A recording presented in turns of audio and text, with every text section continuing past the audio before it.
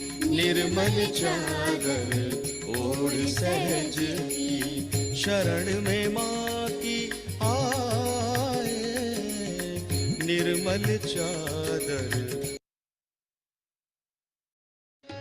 Allah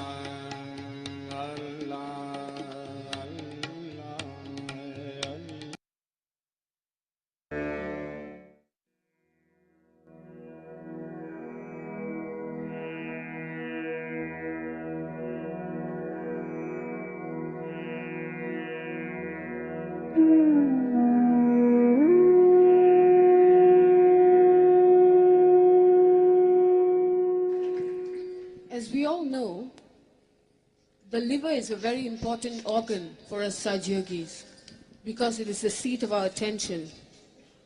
The next rag we are going to sing is Rag Todi. It is actually for the left Swajistan. But with the help of Rag Todi, we can balance or cool down the heat of the liver. And together with Rag Yaman, this will bring our attention back to the center.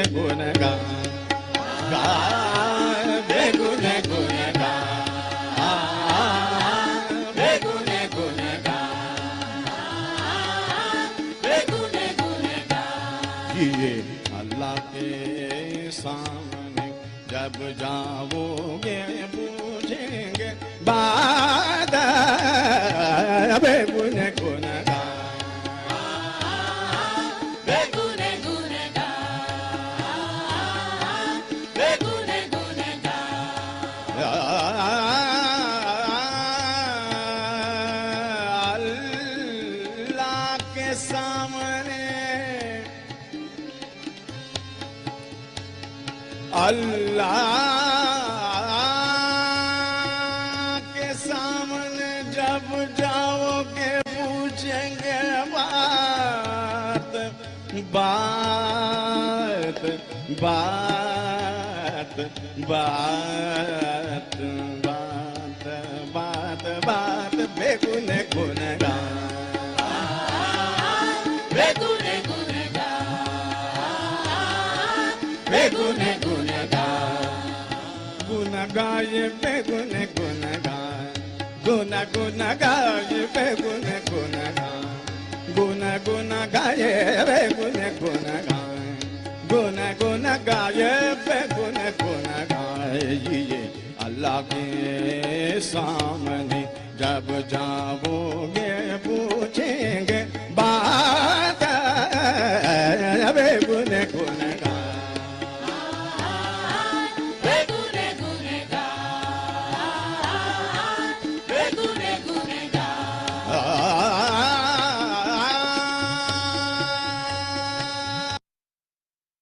जय श्री माता जी। हम सब श्री माँ की प्रतिमा की ओर देखेंगे और नमस्कार करेंगे। अपने दोनों हाथ अपने गोद में, माँ की बिंदी की ओर देखना है, माँ की प्रतिमा की ओर देखना है और प्रार्थना करना है। परम पूज्य श्री माता जी, आप ही साक्षात श्री आदिशक्ति हो। आपकी परम कृपा में कृपया हमें आपके निर्मल चरणों पे ध्यान करने की अनुमति प्रदान कीजिए। अब हम धीरे से आंखें बंद करेंगे और अपना राइट हैंड पृथ्वी तत्व पर रखेंगे। अपना अटेंशन हम अपने लेफ्ट हैंड के सेंटर से धीरे धीरे सहस्त्रार द्वारा राइट हैंड की तरफ 7 बार लेके जाएंगे। नबी का कलमा कलमा नबी का कलमा कलमा नबी का कलमा कलमा नबी का कलमा नबी का कलमा नबी का कलमा कलमा नबी का कलमा कलमा नबी का कलमा कलमा नबी का कलमा हर दम जुबा पे रखना जब जाओगे पूछेंगे बाद बेगुन गुन गा बेगुन गुन गा बेगुन गुन गा गुन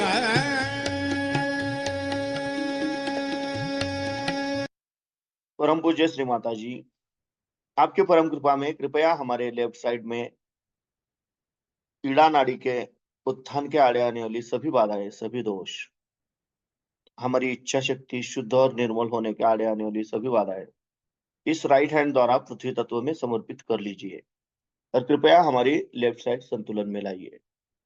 अब हम अपना राइट हैंड अपने गोद में रखेंगे और लेफ्ट हैंड आकाश तत्व की ओर करेंगे। अपना अटेंशन राइट हैंड से सहस्त्रार द्वारा लेफ्ट हैंड की तरफ 7 बार लेके जाएंगे। गुन गाइए गुन गाए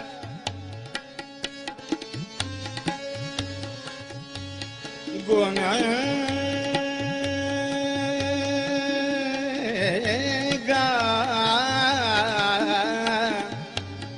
गुन गाए गुन गुन गाए गुन गुन गाए बेगुन गुन गाए गाए बेगुन गुन गाए बेगुन गुन गाए।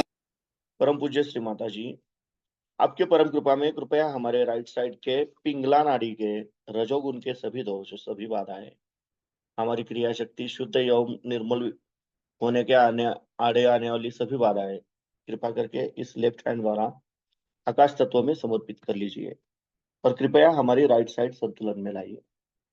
अब हम अपने दोनों हाथ अपने गोद में रखेंगे।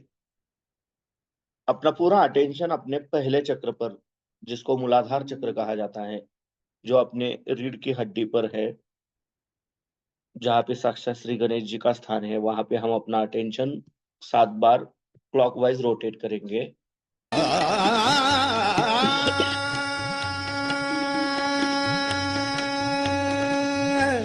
आज जहू मौजी ज तुम्ही हो, आज जहू मौजी ज तुम्ही हो, पैदा किए के शर्म तुम्ही को, पैदा कीजिए के शर्म तुम्ही को मन में ये अपने सदा रंग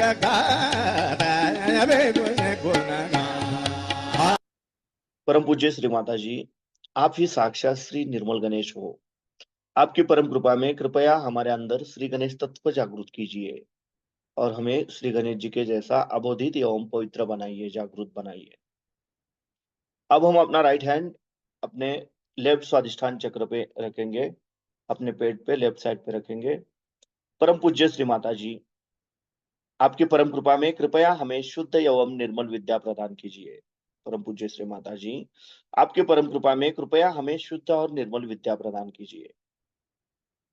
अब हम अपना राइट हैंड अपने मध्य नाभि चक्र पर रखेंगे, जहां पे साक्षात श्री लक्ष्मी नारायण का स्थान है, जिसको नाभि चक्र कहा जाता है और मणिपुर चक्र भी कहा जाता है।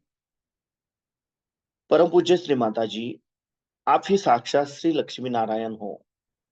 आपकी परम कृपा में कृपया हमारे अंदर लक्ष्मी तत्व जागृत कीजिए और हमें समाधानी बनाइए। अब हम अपना राइट हैंड अपने नाभि के सराउंडिंग में अपने भव सागर पे क्लॉकवाइज 7 बार रोटेट करेंगे।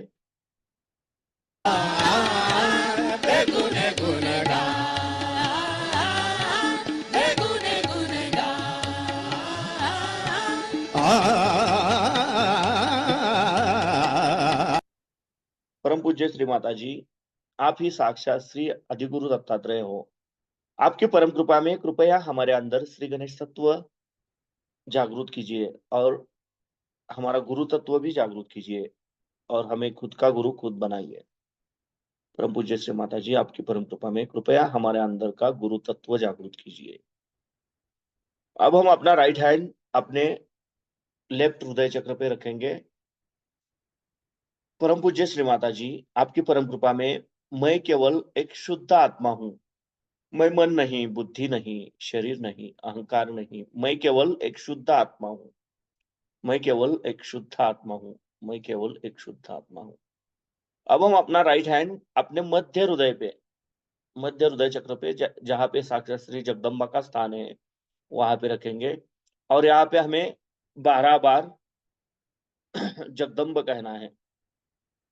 जगदम्ब जगदम्ब जगदम्ब जगदम्ब जगदम्ब जगदम्ब जगदम्ब जगदम्ब जगदम्ब जगदम्ब जगदम्ब जगदम्ब जगदम्ब। अब हम अपना राइट हैंड अपने लेफ्ट विशुद्धि चक्र पर रखेंगे, अपने नेक पर लेफ्ट साइड पे रखेंगे। परम पूज्य श्री माता जी, आपकी परम कृपा में मैं निर्दोष हूँ। मैं निर्दोष हूँ। मैं निर्दोष हूँ। परम पूज्य श्री माता जी, आपकी परम कृपा में मैं निर्दोष हूँ। मैं निर्दोष हूँ। अब हम अपना राइट हैंड अपने आज्ञा चक्र पर जहां पे हम बिंदी लगाते हैं वहां पे रखेंगे। परम पूज्य श्री माता जी, आपकी परम कृपा में मैंने सबको सच्चे हृदय से क्षमा कर दिया है। मेरे मन में किसी के भी प्रति द्वेष भावना नहीं है। मैंने सबको क्षमा कर दिया है और खुद को भी क्षमा कर दिया है। कृपया हमें सदैव क्षमाशील बनाए रखिए। अब हम अपना राइट हैंड अपने बैक आज्ञा चक्र पे मीन्स अपने सिर के पिछले हिस्से पर रखना है, जहाँ पे साक्षात श्री महागणेश जी का स्थान है। परम पूज्य श्री माता जी, आपकी परम कृपा में अगर हमसे कोई गलती हुई हो तो कृपया हमें क्षमा कर दीजिए। परम पूज्य श्री माता जी, आपकी परम कृपा में परमेश्वरी कार्य के विरोध में अगर कुछ कार्य हमसे हुआ हो तो कृपया हमें क्षमा कर दीजिए, हमें माफ कर दीजिए। अब हम अपना राइट हैंड अपने सहस्रार पे अपने तालु भाग पे रखेंगे और धीरे धीरे क्लॉकवाइज 7 बार रोटेट करेंगे।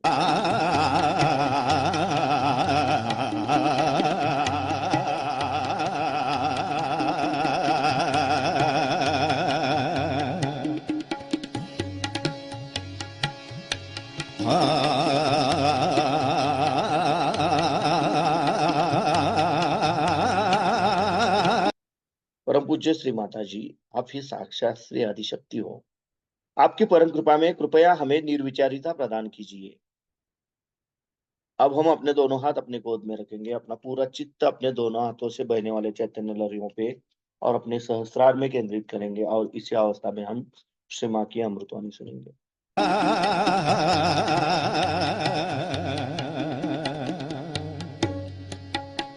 गुण गाये बेगुन गुण गाये बेगुन गुण गाये अल्लाह के सामने जब जा।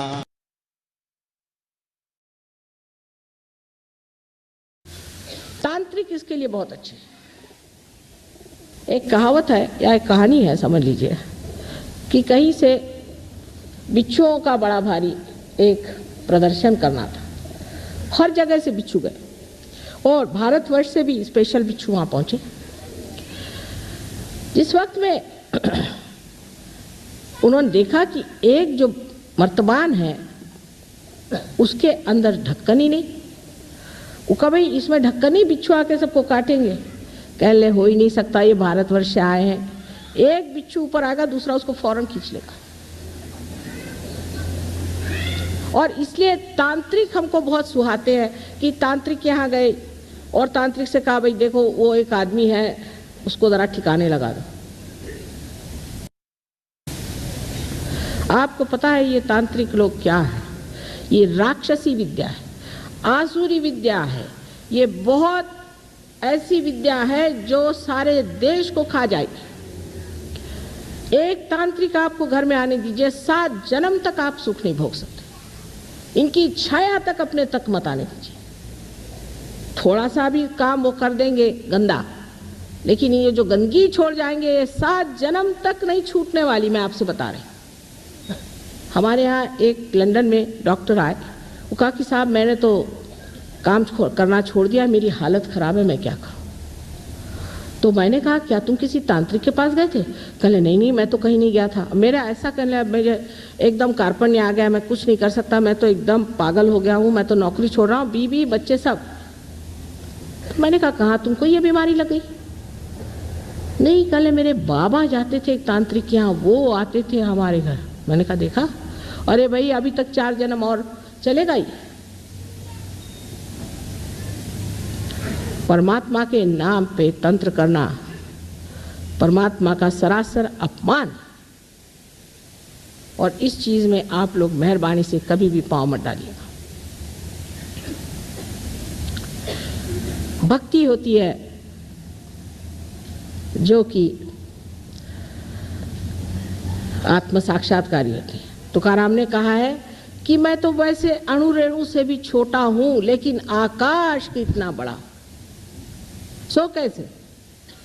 जब ये अणु रेणु आकाशी में मिल गया तब मैं कहाँ रह गया?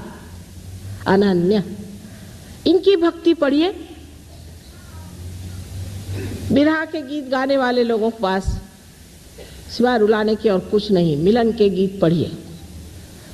जो मिलन के गीत गाते हैं वही आपको बताएंगे कि आत्म साक्षात्कार चीज क्या होती है।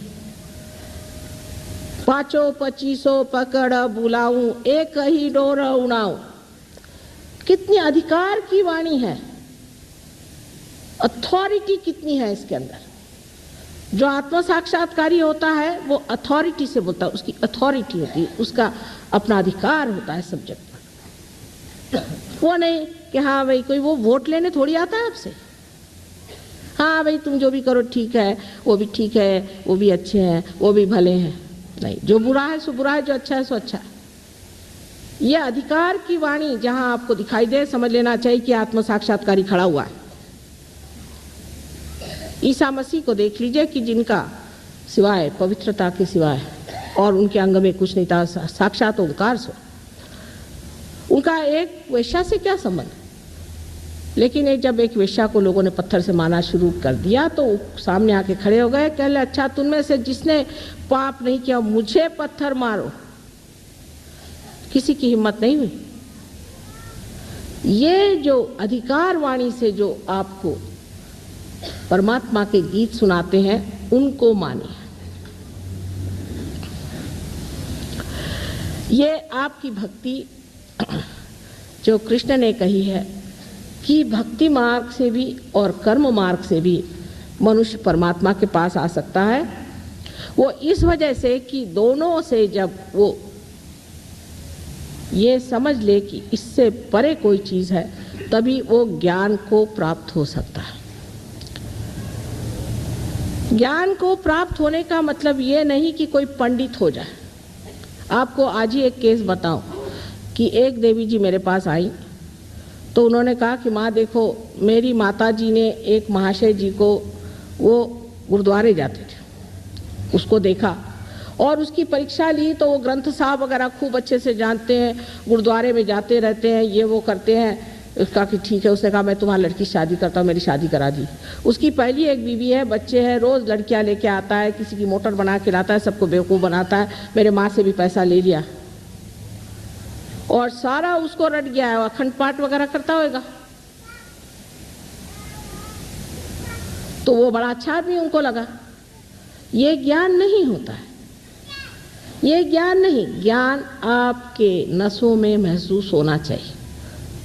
इससे आपको जानना चाहिए कि ये शक्ति जो सारे ऋतु बदलती है, जो सारे जीवंत कार्य करते हैं, वो शक्ति हमारे चारों ओर है। जब भक्ति और कर्म का मेल होता है, ऐसा कहा गया है, तभी ज्ञान प्राप्त होता है। कि जब आप भक्ति को कर्म में इस्तेमाल करते हैं, और अपने ऐसा नहीं, जो भक्ति वाले वो भक्ति वाले, कर्म वाले वो कर्म वाले।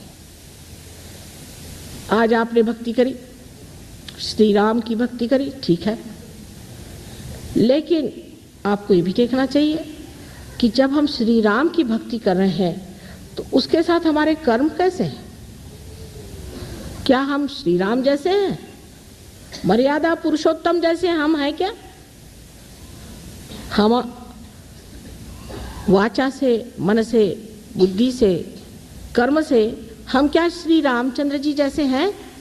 अगर नहीं है हम, तो हमारा मेल नहीं बैठा। अब सहयोग में दो नाड़ियां जो बताई गई, ईड़ा और पिंगला, इनका मेल जब सर में होता है, तो इनसे भक्ति से, या जिसे कहते हैं सुसंस्कारों से या कुसंस्कारों से, जो कार्य हम करते हैं, उससे हमारे अंदर जो संस्था तैयार होती, उसे आप मन कह लीजिए। और कार्य में जो हम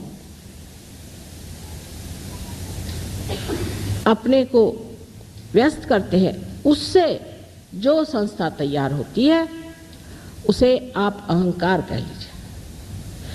अहंकार और प्रत्यहंकार दोनों ही हमारे सर में जाकर जब मिल जाते हैं, तब इस तालु भाग में आप देखिए कि तालु भाग में कैल्सिफिकेशन हो जाता है। वहाँ हड्डी जो है 12 साल के उम्र के बाद एकदम मजबूत हो जाती है। वो जो नरम हड्डी होती है वो मजबूत हो जाती है। यहाँ अब हमने देख लिया कि किसी के अंदर भक्ति ज़्यादा है, तो वो तो और ही मुश्किल हो जाएगी, क्योंकि भक्ति अगर यहाँ तक आ जाए और अगर अहंकार यहाँ तक आ जाए, तो ऐसे आदमी को जागृति देना बड़ा ही मुश्किल हो जाता है। लेकिन धर्म तभी होता है जब मनुष्य जिसकी भक्ति करता है उसके जैसा हो जाता है, उसके जैसे कर्म करता है। तो एक साहब हमें मिले,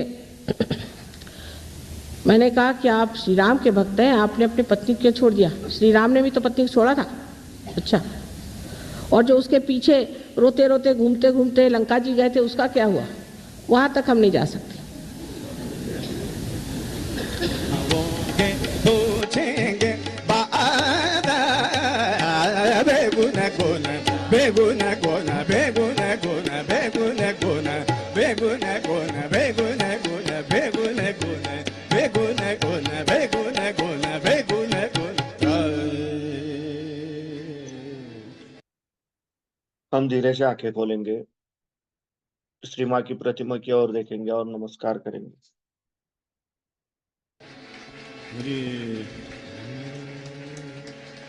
जय श्री माता।